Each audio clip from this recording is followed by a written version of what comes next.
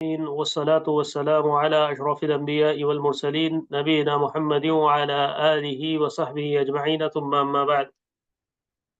محترم سامعین کرام و سامعات، قرآن فہمی کا یہ مبارک سلسلہ جاری ہے، اور آج 14 رمضان کی مناسبت سے 14ویں پارے کے کچھ چنیدہ تعارف محترم مولانا صاحب پیش کریں گے۔ مولانا جعفر علی صدیقی صاحب محتاج تعارف نہیں ہے۔ ماشاءاللہ آپ کے خدمات جلیلہ میں سے ایک عظیم خدمت یہ بھی ہے کہ آپ محترم جامعہ دارالسلام عمر آباد میں بطور استاذ گزشتہ 8 سالوں سے تدریسی خدمات انجام دے رہے ہیں۔ تو اس قسم سے تعلیم اور تربیت سے جو لوگ جڑے رہتے ہیں، اور خاص طور پر دینی تعلیم و تدریس سے، تو پھر ان کو مزید متعارف کروانا گویا سورج کو چراغ دکھانے والی بات ہوتی ہے۔ ویسے چونکہ اس محفل میں بہت سے لوگ جڑتے ہیں، عام خاص ہر قسم کے لوگ ہوتے ہیں، اور سب کی معلومات کے لیے یہ کچھ تعارفی کلمات میں ان کے ضمن میں پیش کرنا چاہتا ہوں۔ تو حافظ جعفر علی صدیقی صاحب، جیسے کہ نام سے ظاہر ہے، آپ حافظ ہیں، اور آپ نے اپنے حفظ کو مدرسے دینیہ وسیعۃ العلوم پرنابٹ سے مکمل کیا، اور ساتھ ہی اسلامیہ ہائر سیکنڈری اسکول سے، جو کہ پرنامٹ میں واقع ہے، 7ویں تک کی تعلیم حاصل کی۔ پھر اس کے بعد مولانا نے جامعہ دارالسلام عمر آباد میں داخلہ لیا، اور وہاں پر 8 سال مسلسل پہلی پوزیشن حاصل کرتے ہوئے بہترین طور پر تعلیمی کارکردگی کا مظاہرہ کیا، اور وہاں سے فراغت کے بعد جامعہ اسلامیہ مدینہ منورہ میں کلیت الشریعہ میں داخل لیا۔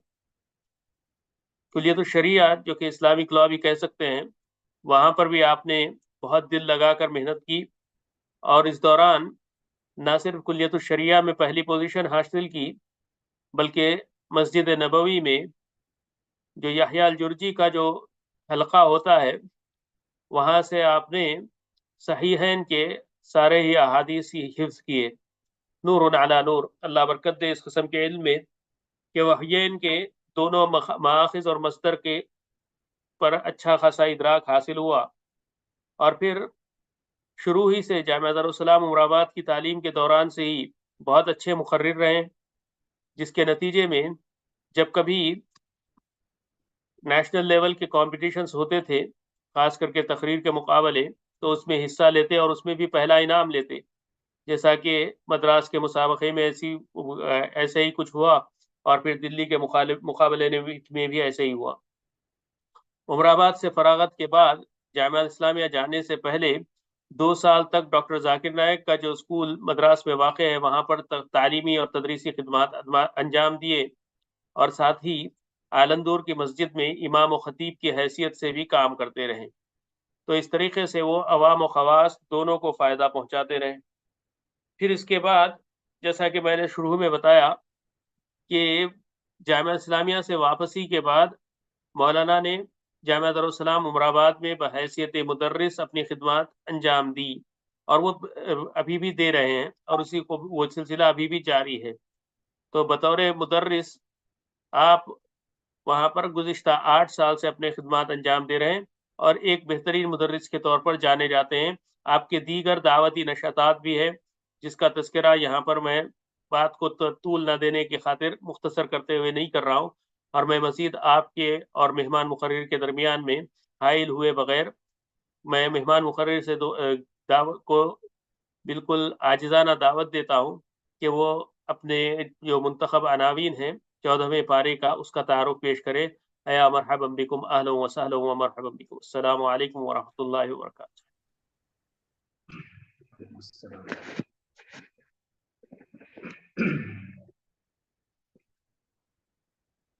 السلام علیکم ورحمۃ اللہ وبرکاتہ۔ الحمد للہ رب العالمین والعاقبۃ للمتقین، والصلاة والسلام علی رسولہ الامین وعلی آلہ وصحبہ اجمعین۔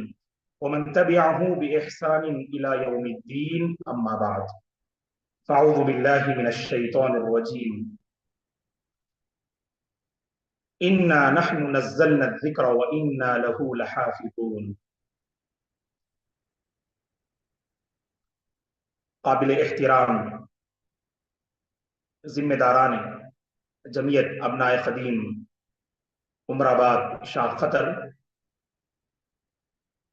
محترم علماء دین، معزز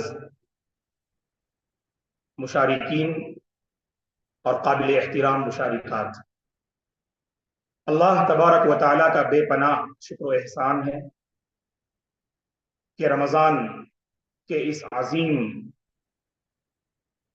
موسم میں ہم سب کو تھوڑی دیر قرآن مجید پر غور و خوض کرنے، تدبر کرنے اور اس کے معانی اور مفاہیم کو سمجھنے اور سمجھانے کی توفیق بخشی۔ اے اللہ، تیرا ہی کرم ہے اور تیرا ہی شکر ہے۔ رمضان کا ہر لمحہ قابل قدر ہے، اس کی ہر گھڑی مبارک ہے، اور یہ مجلس یقیناً بڑی عظیم مجلس ہے جو قرآن مجید کی تفسیر اور قرآن مجید کے حوالے سے جو ہم سب یہاں پر جمع ہوئے ہیں۔ اللہ سے ہماری دعا ہے اللہ تبارک و تعالی ہماری اس نشست اور بیٹھک کو قبول فرمائے، علم و عمل میں اللہ تبارک و تعالی ترقی عطا فرمائے۔ ہم میں سے جو جس میدان میں بھی اپنی گراں قدر خدمات انجام دے رہے ہیں، اللہ تبارک و تعالی ان خدمات کو شرف قبولیت سے نوازے، آمین۔ معزز حاضرین اور حاضرات، کہ 14ویں پارے کے اہم مضامین آپ کی خدمت میں مجھے پیش کرنا ہے۔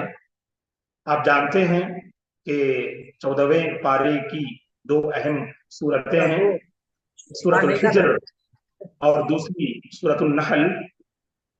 سب سے پہلے اگر ہم سورۃ الحجر کی بات کریں تو اللہ تبارک و تعالی نے ابتدا میں بعض اہم نعمتوں کا ذکر فرمایا، تخلیق انسانی کا خصوصیت کے ساتھ ذکر کیا، جنت و جہنم کے حوالے سے مختصر ایک خاکہ اللہ نے پیش کیا، پھر اقوام بعیدہ میں قوم ابراہیم، خصوصاً قوم لوط، قوم مدین، قوم ثمود، اور ان پر جو اللہ کے عذابات اور جو آسمانی اور زمینی آفتوں میں مبتلا کیے گئے، اس سلسلے میں کچھ اہم باتیں اللہ تبارک و تعالیٰ نے اس صورت میں ذکر کی ہیں۔ سورت کی ابتدا اعوذ باللہ من الشیطان الرجیم، بسم اللہ الرحمن الرحیم، الف لام را تلک آیات الکتاب وقرآن مبین۔ تلک آیات الکتاب وقرآن مبین، یہ کامل کتاب اور واضح قرآن کی آیتیں ہیں۔ تو اس آیت میں اللہ تعالیٰ نے قرآن کی دو اہم صفات کو ذکر کیا۔ قرآن کی پہلی اور بنیادی صفت یہ ہے، یہ کتاب کامل ہے، یہ کامل اور مکمل ہے۔ زندگی کے تمام شعبوں پر یہ کتاب بحث کرتی ہے، اور زندگی میں پیش آنے والا ہر مسئلہ اس کا سراغ آپ کو اس کتاب میں ملے گا۔ تو گویا کہ اس ناحیے سے کامل اور مکمل ہے، زندگی کے ہر شعبے پر بحث کرتی ہے یہ کتاب، اس ناحیے سے اللہ نے اس کو الکتاب کہا۔ تو گویا کہ قرآن کی یہ پہلی صفت ہے۔ اور قرآن کی دوسری صفت جو اس آیت میں مذکور ہے، کہا کہ وقرآن مبین، اس کا واضح ہونا۔ اللہ اکبر، دین کے مبادیات کو اللہ تعالیٰ نے اس انداز سے بیان کیا قرآن مجید میں، اس میں کوئی ابہام اور اشکال باقی نہ رہ گیا ہو۔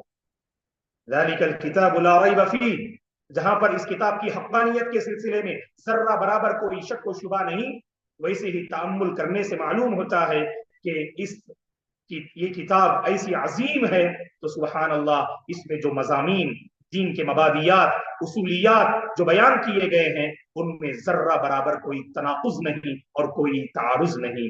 افلا يتدبرون القرآن ولو كان من عند غیر اللہ لوجدوا فیہ اختلافا کثیرا۔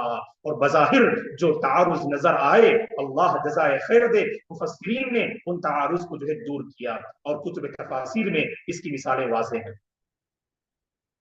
اس کے بعد اللہ تبارک و تعالیٰ نے अहले कुफ्र के हवाले से जिक्र किया, जो कुफ्र की राह पे आगे बढ़ रहे हैं, उसकी बुनियादी वजह यह है कि मादियत, कि दुनिया के हवाले से अगर कोई बंदा ज्यादा सोचने लगे और आगे बढ़ने लगे, उसका अंजाम ये होता है वो अपनी आखिरत को तबाह बर्बाद कर बैठता है, आखिरत से मुगफ्फल होता है। इसलिए अल्लाह ताला ने अहले कुफ्र के हवाले से कहा, दरहुम यअकुलू व यतमत्तउ व युल्हीहिमुल अमलु फसौफ यअलमून।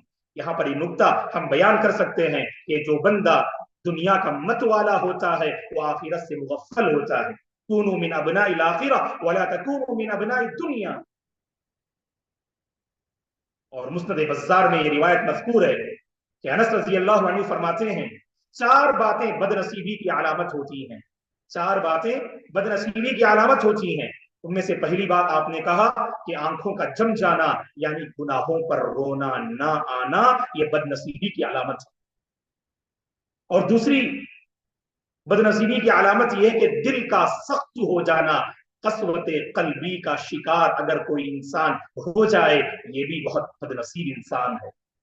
और तीसरा कहा कि ख्वाहिशात का दराज से दराज होना, हजारों ख्वाहिशें ऐसी कि हर ख्वाहिश पे दम निकले, बहुत निकले मेरे अरमा लेकिन फिर भी कम निकले। ला यमलउ जौफ इब्न आदम इल्ला तुराब, फरमाया सल्लल्लाहु अलैहि वसल्लम ने, इंसान के पेट को सिर्फ मिट्टी ही भर सकती है, उसकी ख्वाहिशात का खातिमा सिर्फ मिट्टी ही से मुमकिन है। तो पता क्या चला कि जो इंसान दुनिया के हवाले से ज्यादा सोचता है, वक्त बिताता है, तो वो आखिरत से मुगफ्फल होता है। अल्लाह ने तालीम दी कि दुनिया भी हम बेहतर बनाएं और अपनी दुनियावी हालात को भी बेहतर बनाने पे तवज्जो दें, लेकिन दुनिया हमारा मकसद ना हो। रब्बना आतिना फिद दुनिया हसना की तालीम तो दी, और खुद उसके बाद वो फिल आखिरती हसना वकीना अज़ाबन नार कहकर दुनिया के मुकाबले में आखिरत के सिलसिले में हमारी ज्यादा सोच होनी चाहिए। अल्लाह ने उस दुआ में भी वाज़ेह किया। और चौथा, दुनिया की हिर्स और तमा, ये चार बातें बदनसीबी की अलामत, आंखों का जम जाना यानी रोना ना आना, और दिल का सख्त हो जाना, ख्वाहिशात का दराज होना, और दुनिया की हिर्स और तमा अगर दिल में हो तो समझ लेना ये इंसान की बदनसीबी की अलामतें। और उसके बाद कुरान की एक बड़ी अजीम आयत जो कुरान के मकाम को वाज़ेह करती है, ये आयत करीमा, इन्ना नहनु नज़्ज़लना ज़िक्र व इन्ना लहू लहाफ़िज़ून। ये कुरान मजीद की सबसे अजीम खुसूसियत है। अल्लाह ताला ने हिफाजत की जिम्मेदारी खुद ले रखी है। और पिछली आसमानी किताबों के हवाले से अल्लाह ने सूरह माइदा में कहा, बिमस्तुहफिज़ू मिन किताबिल्लाह, कि उन आयात करीमा और आसमानी किताबों की हिफाजत की जिम्मेदारी अल्लाह ने उनके हवाले कर दिया।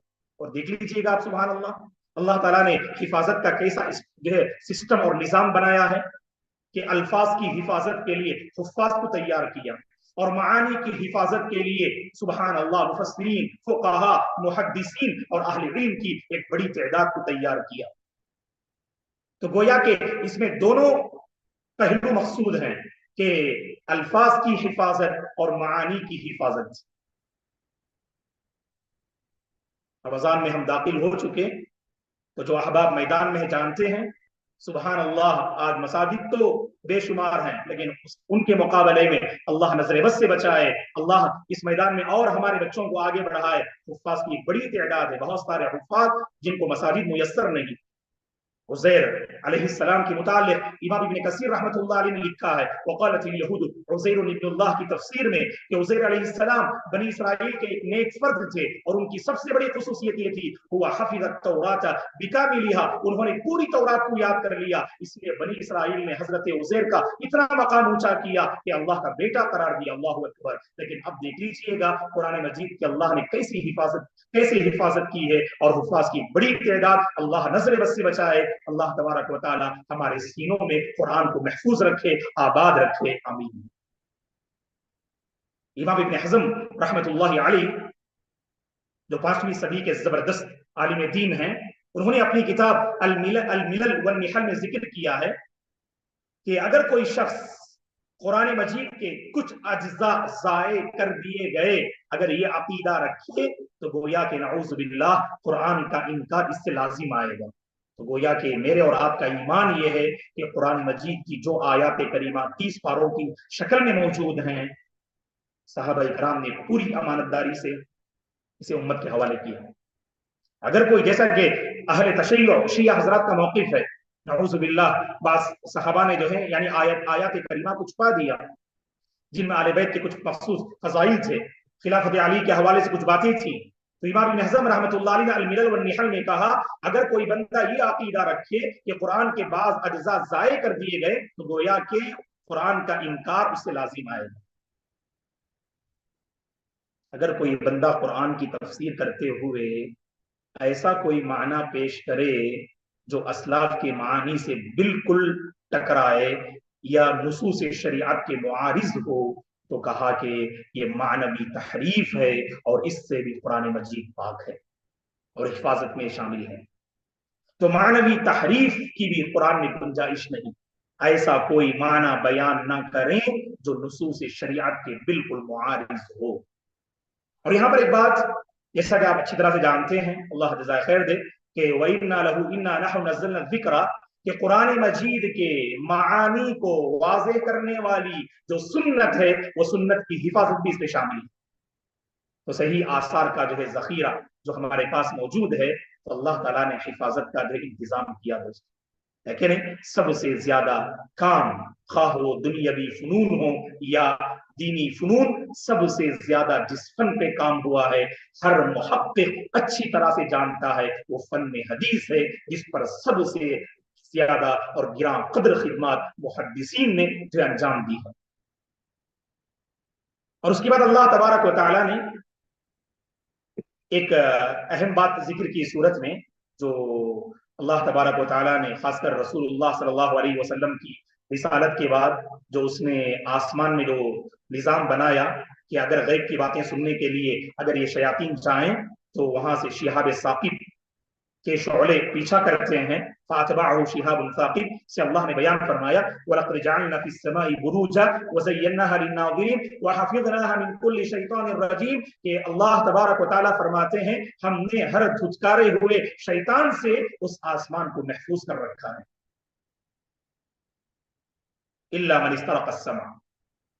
تو یہاں پر ایک نکتہ یہ ہے، اللہ تعالیٰ نے شیطان کو آسمان میں رہائش اختیار کرنے کی اجازت دی، لیکن اس نے ایسی حرکت کی، اس حرکت کے نتیجے میں یہ عزت راس نہ آئی تو نتیجے میں اللہ نے دھتکار دیا. اور اس قدر دھتکارا جس کی رہائش آسمان میں تھی، اب اس کا حال ایسا، اللہ رحم فرمائے، کہ چمکتے ہوئے انگارے جو ہے اس کا استقبال کرتے. تو جو عزت ملتی ہے نا دوستو، اس کی حفاظت بہت بڑی نعمت ہے، یاد رکھیں. اللہ نے جو مقام عطا کیا ہے اس کی حفاظت خاص کر خواص علماء کو چاہیے اپنے دامن کو پاک و صاف رکھنے کی کوشش کریں. ایسی کوئی حرکت ہم سے سرزد نہ ہو جس سے ہماری شخصیت داغدار ہو جائے. یہاں پر دیکھیے اللہ تعالیٰ نے ابلیس کو اتنا اونچا مقام عطا کیا، اس نے اپنے مقام کو پہچانا نہیں. آج اس کا حال کیا ہے کہ جس کی رہائش آسمان میں تھی، آسمان کے قریب بھٹکنا بھی جو ہے اس کے لیے گوارا نہیں ہے. اور شہاب ثاقب کے سلسلے میں ایک علمی نکتہ یہ ہے کہ اصل جو شہاب ثاقب سبحان اللہ وہ آسمان سے تعلق رکھنے والی وہ بات ہے جس کا تعلق غیبیات سے ہے اور اندیکھی امور سے ہے. اور عوام میں جو شہاب ثاقب مشہور ہے کہ فضا میں چکر کھانے والے جو بڑے وزنی پتھر ہوتے ہیں جو ہوا کی رگڑ سے اس میں روشنی پیدا ہوتی ہے اور کبھی وہ ٹوٹ کر گر جاتے ہیں، تو کہا کہ یہ وہ شہاب ثاقب نہیں جو اللہ تعالیٰ نے آسمان پر شیطان کو بھگانے کے لیے اللہ نے جو انتظام کیا ہے، تو وہ شہاب ثاقب نہیں جو عوام میں مشہور ہے. ایک جو ہے غلط فہمی ہے جس کا میں نے ذکر کر دینا، اشارہ کر دینا مناسب سمجھا. اس کے بعد آئیے اللہ تعالیٰ نے تخلیق انسانی کا ذکر فرمایا وَلَقَدْ خَلَقْنَا الْإِنسَانَ مِنْ صَلْصَالٍ مِنْ حَمَإٍ مَسْنُونٍ، ہم نے انسان کو سڑے ہوئے گاڑے کی کھنکھناتی مٹی سے پیدا کیا. جب قرآن مجید کو پڑھتے ہیں تو اللہ تعالیٰ نے مٹی پر جو مختلف مراحل آئے اس کو اللہ نے ذکر کیا. تو مٹی پر سب سے پہلا مرحلہ کیا تھا؟ وہ مٹی گیلی تھی، اس کے اندر تری تھی. اسے اللہ نے کہا اِنَّا خَلَقْنَاهُ مِن طِينٍ لَازِبٍ، یہ مٹی کا پہلا مرحلہ. پھر اس کے اندر سڑن پیدا ہوئی، یہ دوسرا مرحلہ. اور پھر وہ تیسرا مرحلہ، پھر وہ مٹی خشک ہوئی. اور جب مٹی خشک ہوتی ہے تو اس میں آواز پیدا ہونے لگتی ہے. اسی کو اللہ نے کہا मिन सलसाल मिन हमइन मसनून, कि सड़े हुए गाड़े की खनखनाती मिट्टी से जिसके अंदर आवाज पैदा हो। और अल्लाह ने सूरह रहमान में कहा खलक़ल इंसाना मिन सलसालिन कल फख्खार, जब मिट्टी खुश्क हो जाए तो उसके अंदर आवाज पैदा होती है। ये मिट्टी के मराहिल हैं। उसके बाद अल्लाह ने जो हजरत आदम अलैहिस्सलाम को पैदा किया, और तख्लीक इंसानी को अल्लाह ताला ने मुख्तलिफ सूरतों में जिक्र किया, सूरह आराफ में, सूरह साद में और दीगर सूरतों में अल्लाह ताला ने तख्लीक इंसानी को जिक्र किया। तो यहाँ पर भी हजरत आदम अलैहिस्सलाम की तख्लीक का जिक्र किया। तो इस तख्लीक इंसानी से चंद अहम इल्मी बातें हमारे सामने आती हैं, तो गौर से सुनिएगा। सबसे पहली बात यह है कि साहिब इल्म कभी मुतकब्बिर नहीं होता। अगर मुतकब्बिर हो, वो हकीकी माने में उसने इल्म नाफे को पाया नहीं। बज़ाहिर वो ज़ी इल्म है, साहिब इल्म है, लेकिन इल्म नाफे जिसे कहा जाता है, इल्म नाफे इंसान को किसका वारिस बनाता है? तवाज़ुअ का वारिस बनाता है, खुशू और खुजू का वारिस बनाता है। लेकिन जिस इल्म के पीछे ये इल्म नाफे जो है कार फरमाना हो, वहां पर इंसान मुतकब्बिर होता है, जो इब्लीस को जो हासिल हुआ। और हम उलमा खवास खुसूसन तकब्बुर से बचना चाहिए। अल्लाह रहम फरमाए। बहरहाल यहाँ किबार मौजूद हैं, माफ कीजिएगा कि आपकी मौजूदगी में हम कहते हैं। अल्लाह सबसे पहले हमें अमल की तौफीक अता फरमाए कि इंसान खासकर उलमा खवास हरगिज़ तकब्बुर कि मैं बड़ा हूं, मैं सब कुछ हूं, कहा कि नहीं। बार बार हमें अपने नफूस का जो है तस्किया करना चाहिए। मा आलस्तु शय्यन अशद्द अलैया मिन नियति फइन्नहा तनक़लिबु अलैया, जैसा कि इमाम सुफयान अस-सौरी रहमतुल्लाह अलैहि ने कहा। बार बार किब्र का अगर थोड़ा सा भी शायबा होना, वल्लाह ये हमारे इल्म के लिए वबाल है। तकब्बुर से बचें हम। ये सिर्फ आवाम के लिए नहीं है कि आप मुतकब्बिर ना रहें, तवाज़ु इख्तियार करें। आज के दौर में खवास को सबसे पहले तवाज़ु इख्तियार करना चाहिए, तभी हम आवाम से करीब होंगे और आवाम हमारे अपने इल्म से फायदा उठाएगी। तकब्बुर अज़ाज़ील राखार कर्द वज़िंदान लानत गिरफ्तार कर्द, ये तकब्बुर ऐसा, इसने इब्लीस को ज़लील व खार कर दिया और हमेशा हमेशा के लिए लानत के कैद खाने में गिरफ्तार कर दिया। मा तवाज़ा अहदुन लिल्लाह इल्ला रफ़अहु अल्लाह, अल्लाह तबारक व तआला उस बंदे के मकाम को ऊंचा करते हैं जो अल्लाह की खातिर आजिज़ी इख्तियार करता है। और दूसरा नुक्ता, मुखलिस बने, मुखलिस बने, इल्ला इबादक मिनहुमुल मुखलसीन।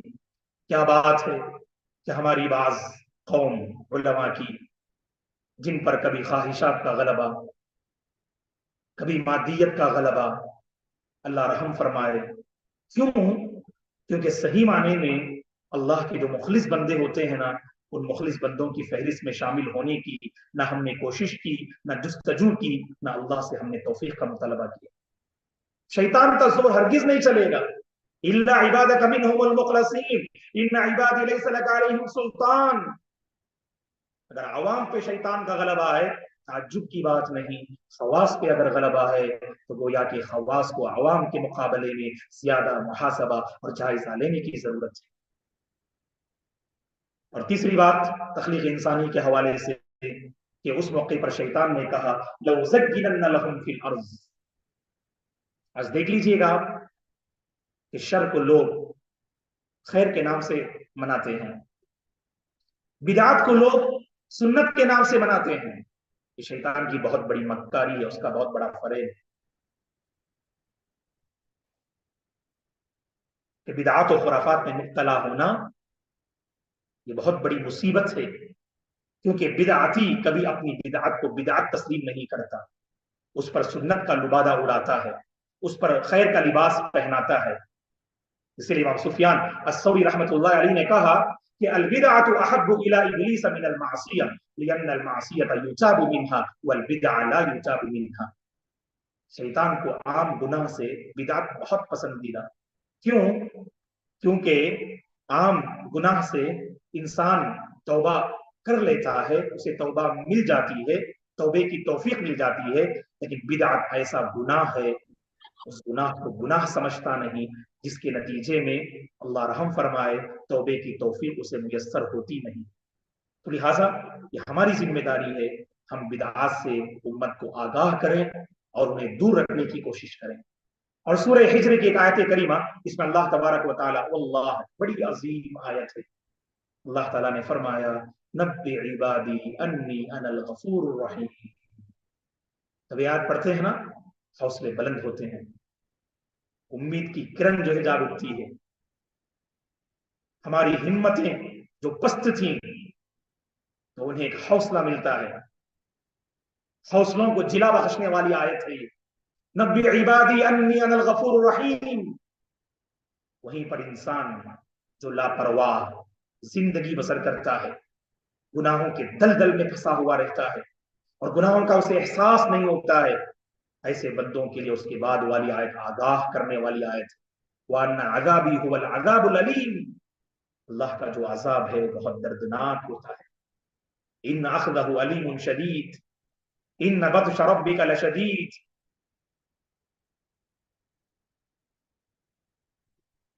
फयौमइज़िन ला युअज़्ज़िबु अज़ाबहु अहद वला यूसिक़ु वसाक़हु अहद। तो गोया के ये दो आयत करीमा रजा और खौफ को बयान करती हैं। और इमाम इब्न क़य्यिम रहमतुल्लाह अलैह ने कहा, अल मुमिनु बैन अल खौफी वर रजा, एक मोमिन की जिंदगी खौफ और उम्मीद के माबैन होती है। तो गोया कि उसको वाज़े करने वाली ये आयत है। चलिए आगे बढ़ते हैं। अल्लाह तबारक व तआला ने जब कौम लूत के अंजाम को वाज़े किया तो वाज़े करते हुए अल्लाह तबारक व तआला ने कहा कि लअम्रुका इन्नहुम लफी सकरतिहिम यामहून। अल्लाह ताला ने कौम लूत के अंजाम को जिक्र करते हुए कहा कि ऐ नबी, आपके जान की कसम, वो तो अपने नशे में बदमस्त थे। यहाँ पर एक इल्मी नुक्ता, कसम उन चीजों की खाई जाती है जो अजमत वाली है, और अल्लाह तबारक व तआला ही की सिर्फ कसम खानी चाहिए, सिर्फ अल्लाह की कसम खानी चाहिए। मन कान हालिफा फलयहलिफ बिल्लाह। लेकिन अल्लाह तबारक व तआला जिन चीजों की कसम खाते हैं वो बड़ी अजमत वाली होती हैं। तो यहाँ नबी करीम सल्लल्लाहु अलैहि वसल्लम की जिंदगी और आपकी जान की अल्लाह ने कसम खाई, तो गोया कि यहाँ पर समझ लीजिएगा अल्लाह के नबी का जो है मकाम वाज़ेह होता है। और इसी तरह से कौम लूत, मुफस्सिरीन ने कहा कि हिजाज से सीरिया जाने का जो रास्ता है उसमें उर्दुन के इलाके में ये कौम वाक़ई थी, जो सतह समंदर से काफी गहराई में एक दरिया की शक्ल में जो आज मौजूद है, जहां एक जानदार भी बाकी और जिंदा रह नहीं सकता, उसे बहर मय्यत या बहर लूत कहते हैं, जहां पर अल्लाह का जो है अजाब नाजिल हुआ।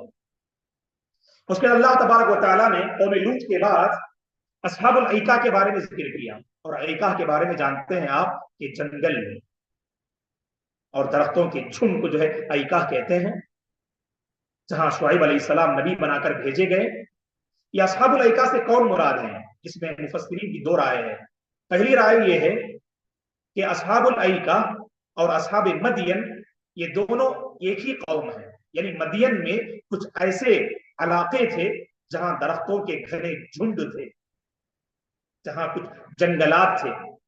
मदियन में कुछ ऐसे इलाके थे जहां ऐसे दरख्तों के कुछ झुंड और जंगलात मौजूद थे। तो लिहाजा अस्हाब मदियन और अस्हाबुल ऐका दोनों एक ही जो है कौम है, एक ही बस्ती है।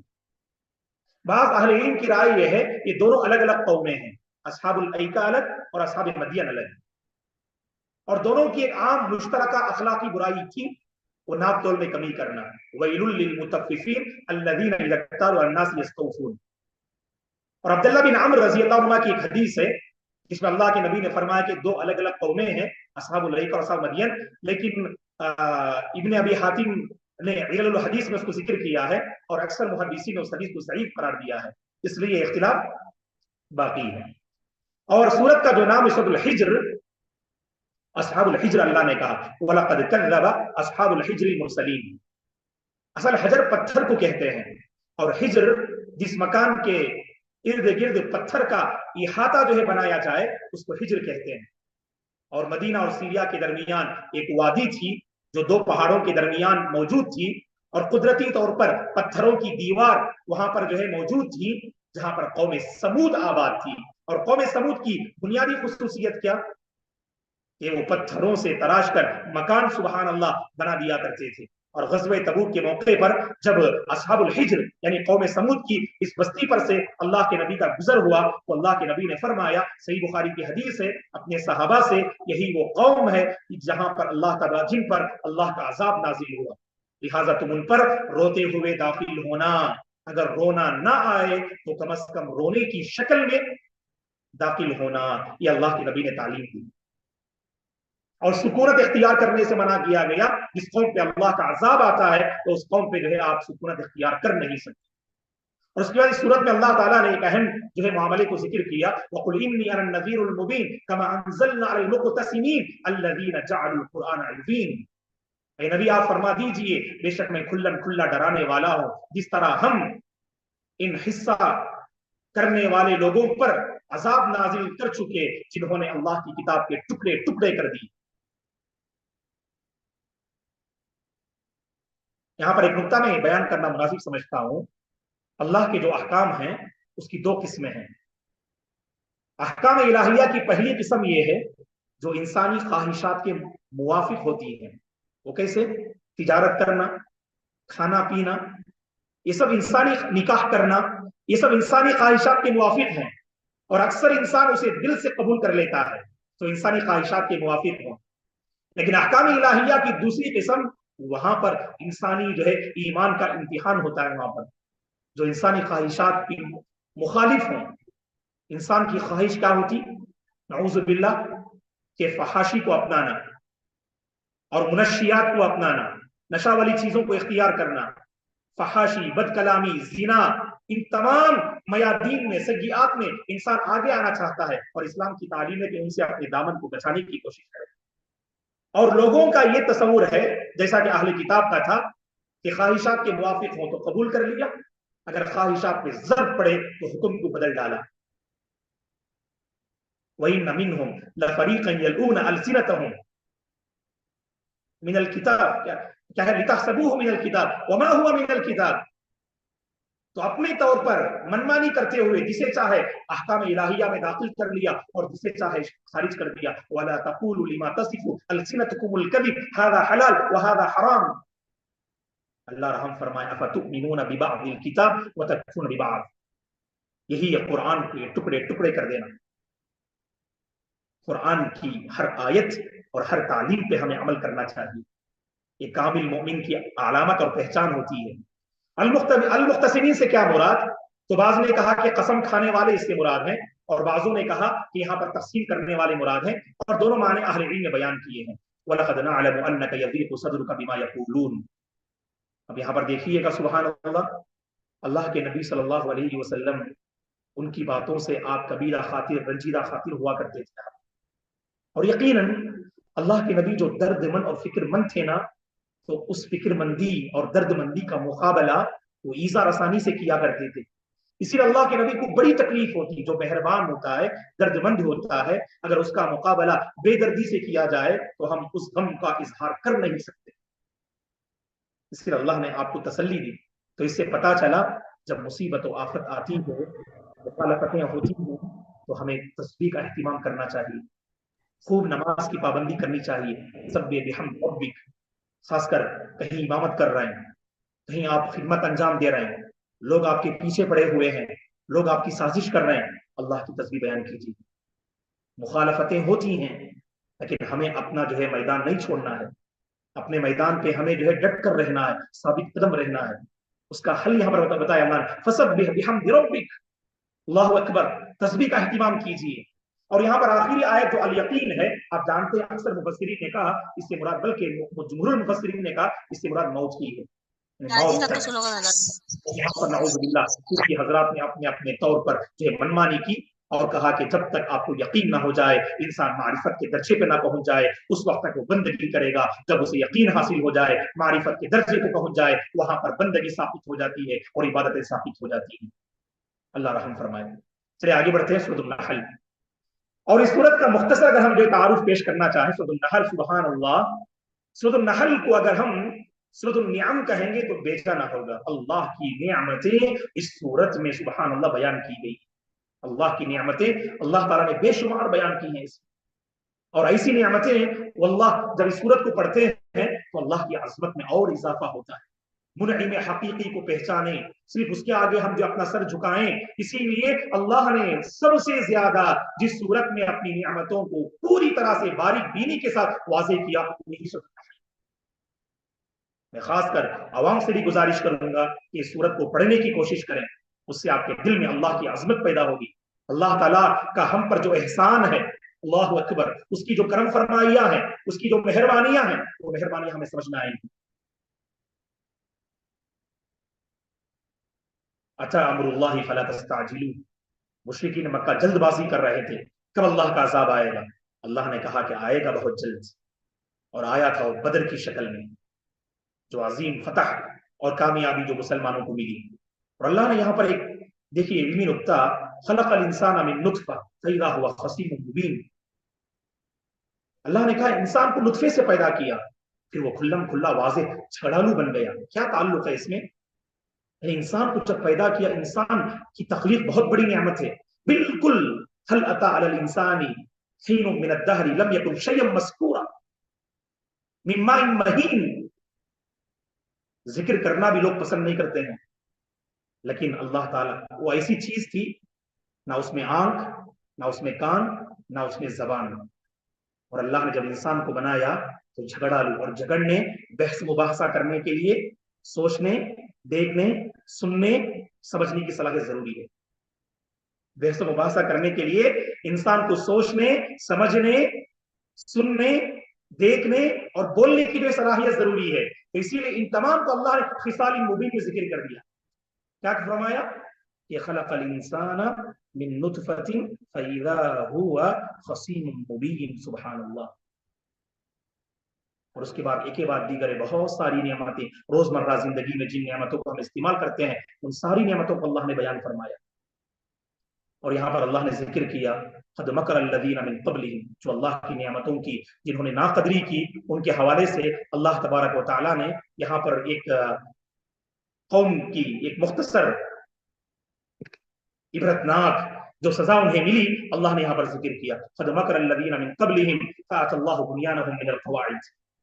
ویسے اگر دیکھیں تو ہر وہ قوم جو توحید سے ہٹ کر اللہ کی نعمتوں کی ناقدری کرتی ہے، تو اللہ تبارک و تعالیٰ اس کو تہس نہس کر دیتے ہیں۔ یہ اللہ کا عام اصول ہے، اس کی عام سنت ہے۔ لیکن بعض مفسرین نے کہا کہ اس سے مراد جو نمرود اور اس کی قوم ہے، جس نے ایک بہت بڑی سیڑھی بنائی تاکہ اللہ پر تیر چلائے، اور بعض مفسرین نے ذکر کیا 5000 ہاتھ اونچی اور 3000 ہاتھ چوڑی سیڑھی اس نے بنائی، اور اللہ کا عذاب آیا، تیز ہوا چلی، وہ عمارت منہدم ہو گئی۔ اسی لیے اللہ نے کہا فَأَتَى اللَّهُ بُنْيَانَهُم مِّنَ الْقَوَاعِدِ، اللہ نے ان کی عمارت بنیاد سے اکھیڑ دی۔ تو گویا کہ قوم نمرود، بعض مفسرین نے کہا، خود امام قرطبی رحمۃ اللہ علیہ نے الجامع لأحکام القرآن میں اس کو ذکر کیا ہے۔ اور اسی طرح سے وَلَقَدْ بَعَثْنَا فِي كُلِّ أُمَّةٍ، اس کا اللہ تعالیٰ نے فرمایا ہر قوم میں اللہ تعالیٰ نے ایک رسول کو بھیجا۔ تو یہ تو واضح ہے وَإِن مِّنْ أُمَّةٍ إِلَّا خَلَا فِيهَا نَذِيرٌ۔ لیکن یہاں پر ایک نکتہ یہ ہے کہ ہندوستان کی تاریخ اگر پڑھتے ہیں تو ہو سکتا ہے کہ یہاں پر بھی کوئی رسول آئے ہیں۔ ہندو مذہب کی جو قدیم کتابیں ہیں، وید، قرآن وغیرہ، اور اس میں جو اخلاق کی باتیں ہیں، تو ان کو پڑھنے سے معلوم ہوتا ہے کہ کوئی نہ کوئی رہے ہوں۔ اور ویدک دھرم جو یہاں کا بہت پرانا جو ہے قدیم جو دھرم ہے، یہاں کا مذہب ہے، لیکن جن شخصیتوں کے نبی ہونے کا ذکر نہ ہو اور جن کتابوں کے آسمانی کتاب ہونے کا ذکر نہ ہو، تو ہم ان کو آسمانی کتاب نہیں کہیں گے اور ان کو نبی نہیں کہیں گے۔ لیکن اللہ تبارک و تعالیٰ نے یعنی ممکن الگ ہے اور واقع ہونا الگ ہے، دونوں میں بہت بڑا فرق ہے۔ تو بس ہو سکتا ہے، کیونکہ آپ بعض ہندوؤں کی بات تہذیب کو آپ غور کر کے دیکھیے کہ ملت ابراہیمیہ کی بگڑی ہوئی شکل آپ کو نظر آئے گی ان کے بعض تہوار میں اور ان کی بعض تہذیب میں۔ اور ایک اہم آیت جو اللہ نے اس صورت میں ذکر کیا کہ وَإِن تَعُدُّوا نِعْمَةَ اللَّهِ لَا تُحْصُوهَا، اللہ تبارک و تعالیٰ نے کہا سورہ ابراہیم میں نعمتیں تو اللہ کی بے شمار، لیکن انسان کا اللہ کے ساتھ معاملہ کیا؟ ان الانسان لظلوم کفار، کہ انسان اپنے رب کا بڑا ناشکرا ہے، انسان اپنے رب کا بڑا ناشکرا ہے۔ لیکن اللہ کی جو نعمتیں بندوں پر برس رہی ہیں، ان نعمتوں کو پا کر अल्लाह अल्लाह ने अता तो किया, अल्लाह ने अता तो किया, लेकिन अल्लाह तबारक व तआला का बंदों के साथ क्या मामला है? बंदों पर अल्लाह मेहरबान होते हैं, मुआफ करते हैं, वो हमेशा बंदों को तलब करते हैं ताकि उन्हें माफी का परवाना दे दें। अल्लाह अकबर। तो वहां पर खालिक मखलूक का खालिक के साथ जो रवैया था उसे अल्लाह ने बयान फरमाया, और इस सूरत में खालिक का मखलूक के साथ जो रवैया है अल्लाह तआला ने उसे बयान फरमाया। और इसी तरह इस सूरत का एक अहम जो मजमून है, फस्अलू अहल ज़िक्र इन कुंतुम ला तालमून, पूरे कुरान में सूरह अंबिया में और सूरह नहल में अल्लाह ने बयान फरमाया। ये बहुत जरूरी है आज कि जानने वालों से पूछें, क्योंकि हम जानते हैं आज नौजवानों का एक बहुत बड़ा तबका बिखरा हुआ है, मुंतशिर है। सेल्फ स्टडी के नाम पर फारिग औकात में अपनी तौर पर मुताला करके उलमा पर नऊज़ बिल्लाह जबान दराजी, फतवाबाजी की नापाक कोशिश करते हैं। तो ऐसे नौजवान की तरबियत करना दोस्तों, ये मेरे और आपकी बुनियादी जिम्मेदारी है। नौजवानों की जहन साजी करें, अपने किरदार से नौजवानों को मुतासिर करें, और अपना इल्मी जो है वजन उनके सामने पेश करें, और अपना अमली वक़ार उनके सामने जो है बाकी रखें। तभी चलकर यकीनन हम नौजवानों की सही तरबियत कर सकते हैं।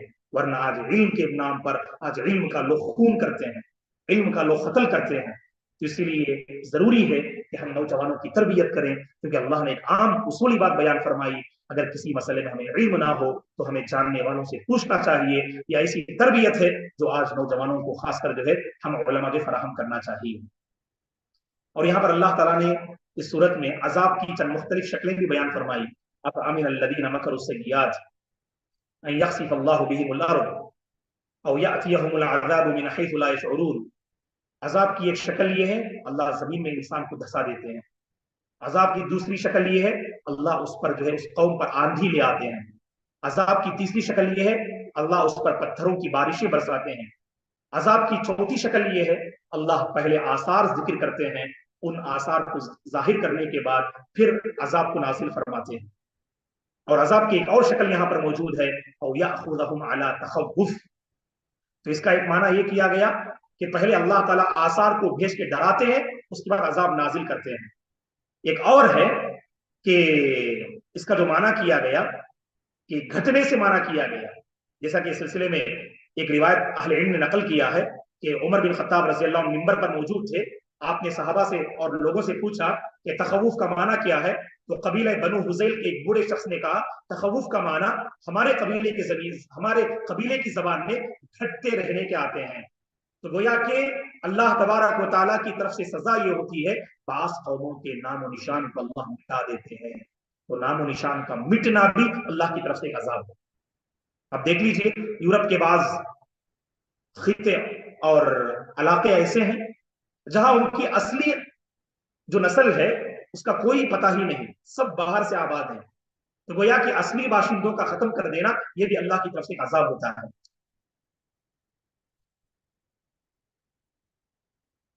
और अल्लाह तबारक व तआला ने कुरान मजीद की या वो मशहूर आयत करीमा जिसमें अल्लाह ताला ने ज़माने जाहिलियत की एक आम खराबी को जिक्र किया, वइज़ा बुश्शिरा अहदुहुम बिल उन्सा ज़ल्ला वजहुहु मुस्वद्दन व हुवा कज़ीम। तो आज हम अपने जब अहवाल का जायजा लेते हैं तो हमें पता चलता है कि मौजूदा दौर में भी खासकर लड़कियों को कत्ल करने की, मिटाने की एक नापाक साजिश चल रही है। एक रिपोर्ट के मुताबिक कि हिंदुस्तान में अगर 1000 अगर लड़के पैदा होते हैं तो उनके मुकाबले में सिर्फ 900 लड़कियां पैदा होती हैं। और बाज़ रियासतें ऐसी हैं जहां 1000 और 600 की निस्बत है। तो मतलब ये कि बहुत सारे लोग बज़ाहिर ये मालूम कराना तो और करना तो बिल्कुल जुर्म है हिंदुस्तान में, उसके पीछे यही मकसद है ताकि लोग अगर लड़की मालूम हो तो कत्ल ना कर दें। लेकिन फिर भी आज कुछ दवाई वगैरह इस्तेमाल करके आज इंसानियत का और लड़कियों की जो है कत्ल कुशी का जो है मामला आज हमारे सामने आ रहा है। अल्लाह हिफाज़त फरमाए। अल्लाह तबारक व तआला हमारी अपनी लड़कियों की और ख़वातीन की अल्लाह हिफाजत फरमाए, उनकी इज्जत व आबरू की अल्लाह तबारक व तआला हिफाजत फरमाए। यहाँ पर आप देखें कि अल्लाह तबारक व तआला ने एक अहम नियामत का जिक्र किया। उमूमन हमारी तवज्जो ऐसी नियामत पे नहीं होती है, इसलिए मैंने मुनासिब समझा कि इस नियामत को आपके हवाले में कर दूं। वो है साया अल्लाह की एक बहुत बड़ी नेमत है। उसे अल्लाह ने जिक्र किया कि अवलम यरौ इला मा खलक़ल्लाहु मिन शै यतफ़य्यउ ज़िलालुहु अनिल यमीनि वश्शमाइल सुजदन लिल्लाह। क्या उन्होंने देखा नहीं अल्लाह की पैदा की हुई उन चीजों को जिनके साए दाएं बाएं हुक्म इलाही के ताबे होकर ढलते रहते हैं। यानी अल्लाह ताला ने कुछ ऐसी चीजें इस कायनात में बनाई हैं जो रोशनी के गुजरने में रुकावट नहीं बनती, जैसे हवा और शीशा वगैरह। ये भी अल्लाह की एक नेमत है, वरना इंसान मशक्कत से दो चार होगा वहां रोशनी गुजारने में। और उसके मुकाबले में कई ऐसी चीजें अल्लाह ने बनाई हैं जो रोशनी को गुजरने से रोकती हैं और उनके जरिए इंसान साया हासिल करता है। ये भी अल्लाह की बहुत बड़ी नेमत है। और इसी तरह से अल्लाह ताला ने फरमाया वक़ाल अल्लाहु ला तत्तखिज़ू इलाहैन इस्नैन, अल्लाह ने कहा कि दो माबूद ना ठहराओ, माबूद तो बस एक ही है।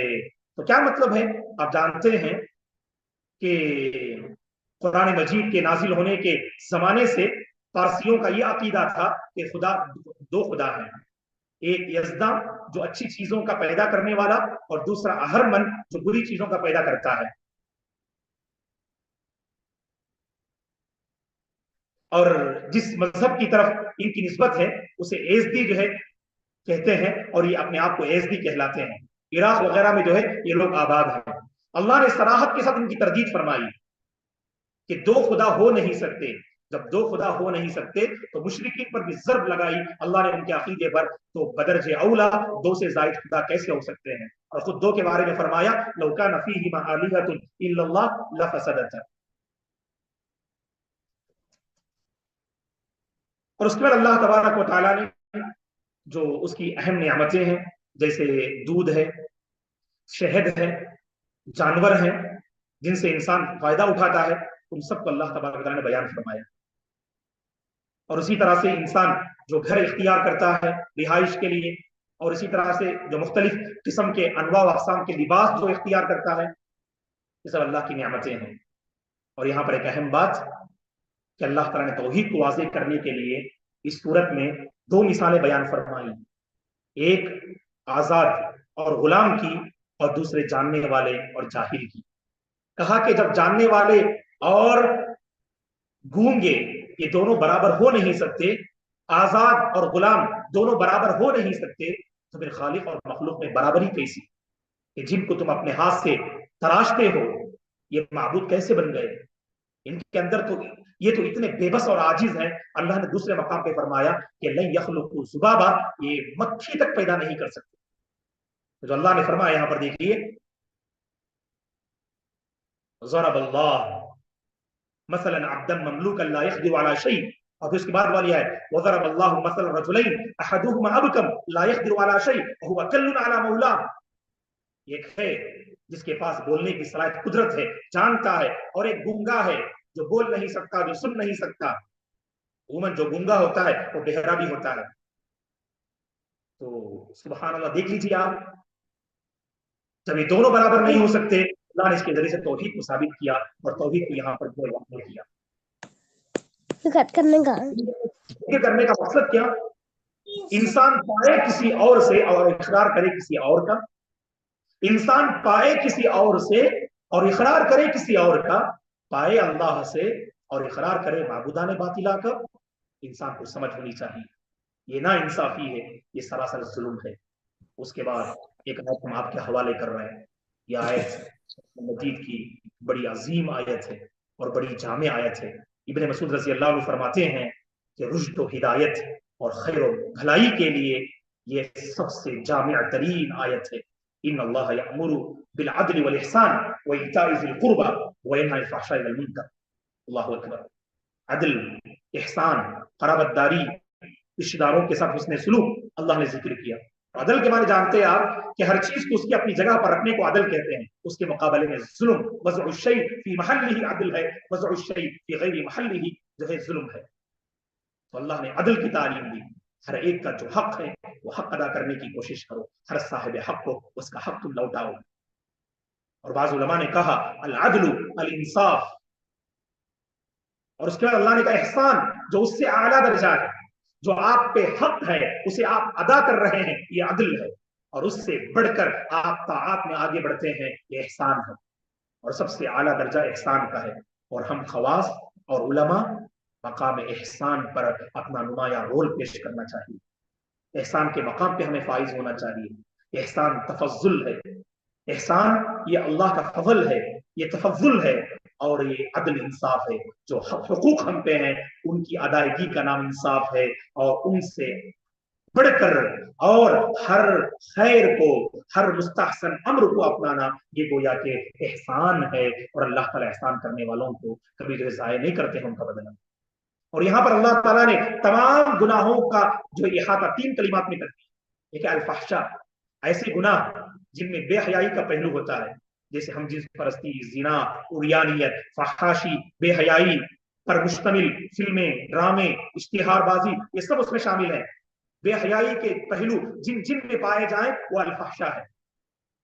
المنکر، اللہ نے جن چیزوں سے منع کیا اسے المنکر کہیں گے آپ، جس پر ضمیر میں کھٹک اور پیدا ہو۔ البغی، ظلم کو کہتے ہیں۔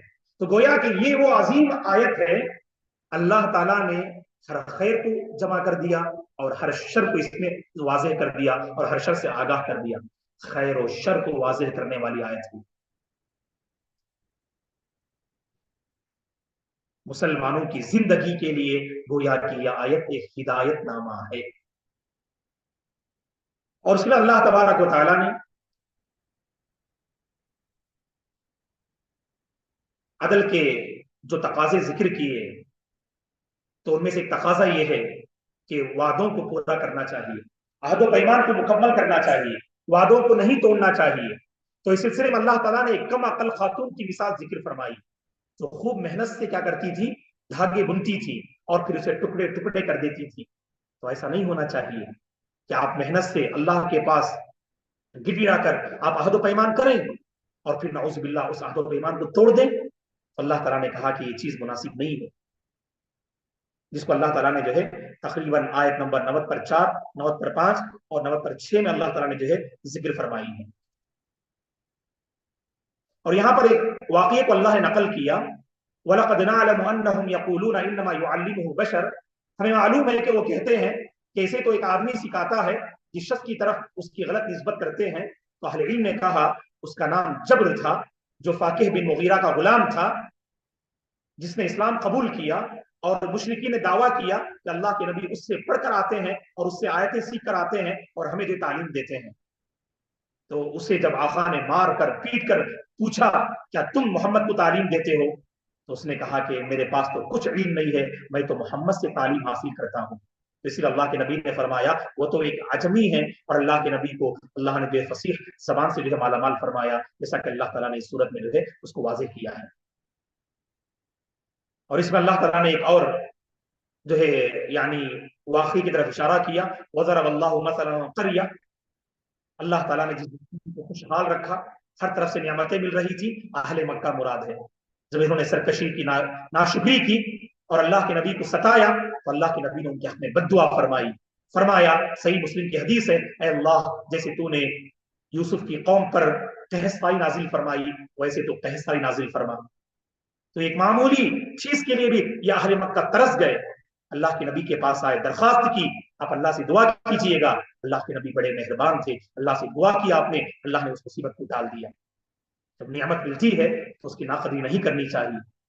اور پھر ہفتے کے دن کے سلسلے میں ذکر کیا کہ ان لوگوں کی زبردستی تھی کہ جیسا کہ بعض تورات کے نسخوں میں ملتا ہے، اللہ نے جو کائنات کو 6 دنوں میں پیدا کیا، شروعات اتوار میں ہوئی اور اختتام جمعہ پہ ہوا، اور اس لیے جمعہ کے دن شکر گزاری کے تقاضے کے طور پر اس دن اللہ کی عبادت کرنی چاہیے۔ لیکن ان جو ہے عیسائیوں نے ان یہودیوں نے اپنے طور پر ہفتے کا دن مقرر کر لیا اور کہا کہ جو ہے ہفتے کا دن ہمیں چاہیے، ہم عبادت کے لیے خاص کرتے ہیں، اور اس میں بھی انہوں نے ٹیڑھے راستے اختیار کیے۔ حالانکہ اللہ نے منع کیا مچھلی کا شکار کرنے سے، پھر بھی انہوں نے اللہ کی جو ہے کی نافرمانی کی۔ اور اتوار کا دن چونکہ عیسائی یہودیوں سے ناراض تھے، یہودیوں سے مبغوض تھے، لہٰذا انہوں نے اپنے طور پر اتوار کا دن انتخاب کر لیا۔ اللہ نے مسلمانوں کے لیے اتوار جمعہ کے دن رکھا۔ اور آخری بات یہ ہے دوستو، اللہ تعالیٰ نے سورت کے اختتام پہ فرمایا ادعو الی سبیل ربک بالحکمہ والموعظۃ الحسنہ۔ اللہ اکبر۔ ہر عالم، داعی، خادم دین کو چاہیے کہ خدمت دین کی اصلاح میں इन दो अजीम उसूल को मजबूती से थाम लें। एक है हिकमत और एक है बेहतरीन नसीहत। हिकमत किसे कहते हैं? जिस वक्त जो बात कहनी चाहिए, जैसे कहनी चाहिए, वैसे कहने का नाम हिकमत है। और मौइज़त अव्वल मौइज़तिल हसना किसे कहते हैं? मोहब्बत से, जज्बे से, दर्दमंदी से, फिक्र से कहने का नाम अल मौइज़ुल हसना है। हमें चाहिए कि हम इन दोनों अजीम जो है उसूल को अपनाएं। अल्लाह से हमारी दुआ है, अल्लाह तबारक व तआला जो कुछ बातें यहाँ पर हमने सुनी है उनमें से अच्छी बातों पर अमल करने की अल्लाह हमें तौफीक अता फरमाए, कुरान से जोड़ कर रखे। और यकीनन जमीयत अपना खदीम शाह कतर का ये जो है इकदाम बहुत मुबारक है। अल्लाह तबारक व तआला इस जो है जमीयत को, शाख को अल्लाह नजर बस से बचाए, आपकी काविशों को अल्लाह शरफ कबूलियत से नवाजे। अल्लाह तबारक व तआला जहां कहीं लोग परेशान हाल हैं, अल्लाह सबकी परेशानी को दूर फरमाए। अमन वाली, सुकून वाली, नियामतों वाली, ईमान वाली जिंदगी अल्लाह हम सबको नसीब फरमाए। हम आप तमाम का दिल से शुक्रिया अदा करते हैं, और खुसूसन जमीयत अपना खदीम शाह कदर के जिम्मेदारान का, जिन्होंने सुनहरा मौका मुझे अता फरमाया। बारकल्लाहु फीकुम व शुक्रन। वस्सलामु अलैकुम व रहमतुल्लाहि व बरकातुहू। जज़ाकुमुल्लाहु खैरन बारक फीकुम। अल्लाह जज़ाए खैर दे मौलाना हाफिज जाफर अली सिद्दीकी साहब को, कि बड़े सुलझे हुए अंदाज में आप बयान कर रहे थे कि क्या क्या अहम मज़ामीन है सूरह हिज्र और सूरह नहल में। तो सूरह हिज्र के ताल्लुक से आपने बताया कि इसमें मुख्तसर तौर पर तख्लीक़ इंसानी का तज़किरा हुआ, जन्नत व जहन्नम का तज़किरा हुआ, और इसी तरीके से अक़वाम बाइदा में से कौम लूत, कौम आद, कौम तमूद और मदियन या फिर असहाबुल ऐका, दोनों उसी के नाम है, तो इनका तज़किरा हुआ। फिर इसके बाद आपने बताया कि अल किताब में जो तारीफ़ अल्लाम अलिफ और लाम की है, वो किस उसका एतबार क्या है, वो मुकम्मल है और तारुज़ से खाली है और वह महफूज है, और वो हर किस्म से महफूज है। और उसके महफूज होने के जो सूरतें आपने बताई थी, इन्ना नहनु नज़्ज़लना ज़िक्रा व इन्ना लहू लहाफ़िज़ून के ज़िम्न में, उसमें आपने बताया कि ये हिफ्ज़ और मानी के लिहाज से महफूज है। यानी लोग बल हुआ आयातुम बय्यिनात फी सुदूरिल लज़ीना ऊतुल इल्म, के यकीनन लोगों के दिलों में महफूज है। और इसी तरीके से उसके मानी की हिफाजत अल्लाह तबारक व तआला ने मुफस्सिरीन और शारिहीन के ज़रिए किया, और इसको तहरीफ मानवी से भी महफूज किया। और इसी ज़िम्न में वही गैर मतलू सुन्नत की भी अल्लाह तबारक व तआला ने हिफाजत कर दी। जो दुरूस हमको हमारे अखलाक पर मुअत्थिर होने वाले हैं, उनमें से एक बात ये बताई कि मादियत में अक्सर आदमी उस वक्त बहुत ज़्यादा जब आगे बढ़ जाता है मादियत में, तो वो कुफ्र का शिकार होता है, कुफ्र में मुब्तला हो जाता है, कुफरान नेमत का शिकार हो जाता है। और बदनसीबी की 4 अलामतें बताई कि आँखों से आँसू न जारी होना, दिल सख्त हो जाना, ख्वाहिशात में आदमी पड़ जाना या उसमें बढ़ता चला जाना, और इसी तरीके से दीन की हिर्स और दुनिया की हिर्स व तमा में मुब्तला हो जाना। ये 4 बातों की तरफ आपने इशारा किया। इसके बाद आपने नब्बि इबादी अन्नी अनल गफूरुर रहीम व अन्न अज़ाबी हुवल अज़ाबुल अलीम में बीम और रजा की जो बातें उसमें मौजूद है, अल ईमानु बैनल खौफि वर रजा, उसकी तरफ आपने आगाही की। इसके बाद कसम की अहमियत बताई। मुख्तसिमून उसके 2 माने बताएं कि हो सकता है उससे मुराद कसम हो, या फिर उससे मुराद लोग जो मुख्तलिफ किस्मों में बढ़ चुके हैं वो हो। यानी अहकाम इलाही के 2 किस्में बताई। एक ऐसे अहकाम इलाही जो हमारे ख्वाहिशात नफ्स को पूरा करने में हमारी मदद करते हैं, जिसमें आम तौर पर इंसान कोताह नहीं होते हैं, लेकिन उसके मुकाबले में एक वो भी सूरत है जहाँ पर के ख्वाहिशात नफ्स के खिलाफ हमको अहकाम मिलते हैं, पाबंदियों के हमको पाबंद किया जाता है, तो उसमें आम तौर पर हम कोताह रह जाते हैं। उसकी तरफ भी आपने इशारा किया। और सूरह हिज्र की एक अहम आयत, और वो जो बिल्कुल इख्तितामी आयतों में से, वलक़द नअलमु अन्नहु यज़ीक़ु क़ल्बुका बिमा यक़ूलून, ये बहुत अहम आयत है। उसकी तरफ आपने तवज्जो दिलाई और कहा कि जब इंसान दावत का काम करता है और अल्लाह को बुलाता है, तो उसके साथ जब लोग भक्तियाँ उस पर भक्तियाँ कसते हैं और फिर तरह तरह की बातें करते हैं, तो उससे तकलीफ पहुँचती है। लेकिन उसके बाद की आयत में अल्लाह तबारक व तआला ने उसका इलाज बताया और कहा, सब्बिह बिहम्दि रब्बिका वकुन मिनस साजिदीन, के ज़्यादा से ज़्यादा अल्लाह की तस्बीह बयान कर दो, हम्द सलात में लगे रहो और अल्लाह की इबादत में लगे रहो। तो ये सब चीज़ें इंसानों को उसके उनके ज़ीक़ क़ल्ब की कैफ़ियत से और तंगदिली की जो कैफ़ियत पैदा होती है और तकलीफ़ जो महसूस करता है इंसान, उससे उभरने में मदद करती है। ये सारी बातें बताई आपने सूरह हिज्र के ज़िम्न में, और दूसरी कई एक बातें बताई, जो अहम बातें मेरे ज़हन में थी, मैंने उसका तज़किरा किया। फिर उसके बाद सूरह नहल का तज़किरा करते हुए बताया कि सूरतुन नियाम, यकीनन इसके नामों में से एक नाम सूरतुन नियाम भी है, कि इसमें बेपनाह नेमतों का तज़किरा हुआ। अल्लाह की कुदरत का मज़हर और अज़मत का मज़हर है ये सूरा, بلا شک اس میں یہ بات پائی جاتی ہے، اور اس میں جو نعمتیں، جو ظاہری نعمتیں جو پائی جاتی ہے، اس میں سے سایہ، دودھ، شہد اور جانور، رہائش اور لباس، اس قسم کی باتوں کی طرف آپ نے توجہ دلائی۔ اور اس کے بعد آپ نے یہ بھی بتایا کہ دیکھیے کہ اس صورت میں وَإِن تَعُدُّوا نِعْمَةَ اللَّهِ لَا تُحْصُوهَا، اس کے ایک دوسرے پہلو کو کہ کس لیے ہم شمار نہیں کرتے ہیں اور نہیں پاتے ہیں، یہ تو انسانی محدودیت ہے، لیکن اس میں انسانی رویہ کیا ہوتا ہے اور اللہ کا تبارک و تعالیٰ کا کیا ہے، دونوں طرف آپ نے توجہ دلائی کہ سورہ ابراہیم میں اللہ تبارک و تعالیٰ نے کہا لَظَلُومٌ کفار، کہ انسان اپنے طور پر ناشکرا اور اپنے ذات پر ظلم کرنے والا ہوتا ہے، لیکن اس کے مقابلے میں اللہ تبارک و تعالیٰ اس کو بخشنے والا اور اس کی قدردانی کرنے والا ہوتا ہے۔ اور اسی طریقے سے اس سورہ کی ایک اور اہم آیت کہ فَاسْأَلُوا أَهْلَ الذِّكْرِ إِن كُنتُمْ لَا تَعْلَمُونَ کے اصلاحی پہلو کی طرف اشارہ کرتے ہوئے بتایا کہ آج کے ماحول میں جہاں پر سیلف اسٹڈی گروپس قائم کر کے نوجوان بھٹک رہے ہیں، وہاں پر ہم پر ذمہ داری پہنچتی ہے، جو اہل الاختصاص ہو یا پھر جس کے پاس علم ہو وہ ان تک پہنچے اور ان کی غلط فہمیوں کو دور کرے۔ اور بڑے پیارے انداز میں آپ نے یہ بات کو واضح کی کہ ہم کو ان کے سامنے اپنے علمی وزن کو بھی ظاہر کرنا ہوگا اور ساتھ میں اپنے عملی بڑپن کا بھی ثبوت دینا ہوگا، تبھی جا کر مسئلہ حل ہوگا۔ بہت اچھی بات تھی۔ اس کے بعد آپ نے بتایا کہ کفران نعمت کے طور پر کون سے عذاب آتے ہیں، اس کا بھی اس سورے میں تذکرہ ملتا ہے، جیسے خسف یعنی زمین میں دھسا دینا، آندھی، پتھر، اور اسی طریقے سے آثار کو نمایاں کر کر اور پچھلی یعنی اصل کو مٹا دینا، کہاں سے شروعات ہوئی تھی اس کا پتہ گمگشتہ کر دینا، یہ سب چیزیں شکل کی عذاب کی شکل میں نازل ہوتی ہے۔ اور اسی طریقے سے معاشرے کی ایک اور ایک برائی کی طرف آپ نے اشارہ کیا، فَإِذَا بُشِّرَ أَحَدُهُم بِالْأُنثىٰ ظَلَّ وَجْهُهُ مُسْوَدًّا وَهُوَ كَظِيمٌ، اس آیت کا جو جاہلیت میں چلن تھا اس کا کم و بیش آج بھی چلن جاری ہو رہا ہے، اس سے بچنے اور اس سے محفوظ رہنے کی ضرورت ہے۔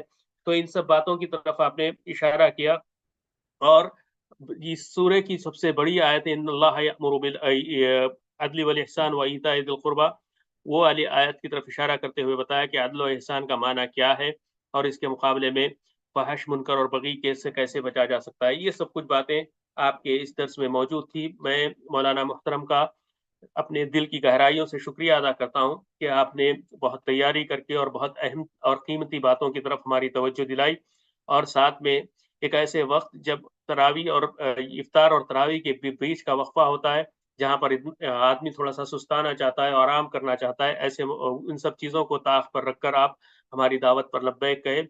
جامعہ دارالسلام امرآباد شاخ خطر کی، یعنی ابنائے خدم کے شاخ خطر کی آپ دعوت پر لبیک کہا، تو اس پر میں آپ تمام کا شکریہ ادا کرتا ہوں۔ جو حاضرین اور سامعین بھی اس موقع پر ہم سے جڑے رہے ہیں اور اب تک جڑے ہوئے ہیں، ان کا بھی میں شکریہ ادا کرتا ہوں۔